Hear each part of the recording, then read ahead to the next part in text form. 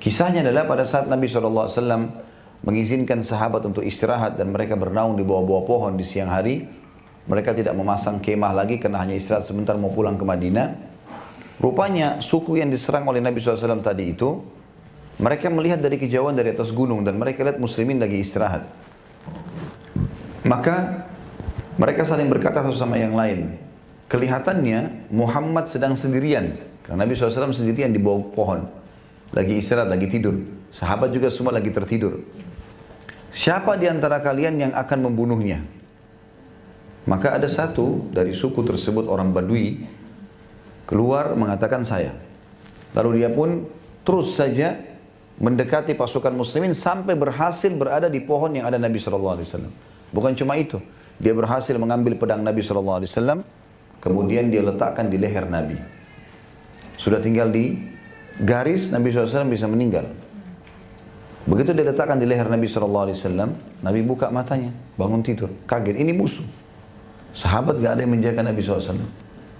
Maka orang itu mengatakan, hai Muhammad, siapa yang bisa menolongmu sekarang dari aku? Maka Nabi SAW mengatakan, aku mengucapkan dengan tenang Allah. Yang kedua kali Allah, sampai 3 kali Allah. Tiba-tiba tangan orang Badui itu gemetar, lalu jatuhlah pedang Nabi SAW. Begitu jatuh, Nabi SAW memegang pedang tersebut, lalu mendorong si Badui jatuh ke tanah, lalu Nabi SAW letakkan pedang itu di lehernya sambil mengatakan, siapa yang menolongmu sekarang dari aku? Maka orang Badui tersebut terdiam, karena mereka masih kafir, belum beriman kepada Allah SWT. Maka pada saat terjadi itu, sahabat-sahabat masih pada tidur nih. Maka Nabi SAW panggil mereka. Maka sahabat pun pada berkumpul semua di situ. Mereka bingung kenapa Nabi SAW meletakkan pedang di leher orang nih.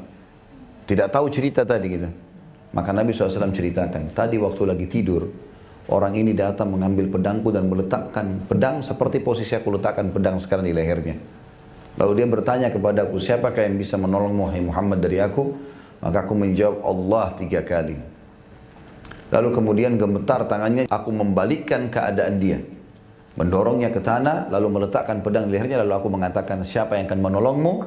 Ternyata dia tidak punya jawaban untuk memberikan pelajaran kepada para sahabat. Dan waktu itu kalau Nabi SAW ingin membunuhnya, tinggal ditusuk pedang, selesai. Mati. Tapi riwayat ini menjelaskan Nabi SAW memaafkan orang tersebut. Melepaskan pedangnya, lalu Nabi SAW duduk. Gara-gara kejadian tersebut, orang tadi masuk Islam. Ya. Kejadian itu.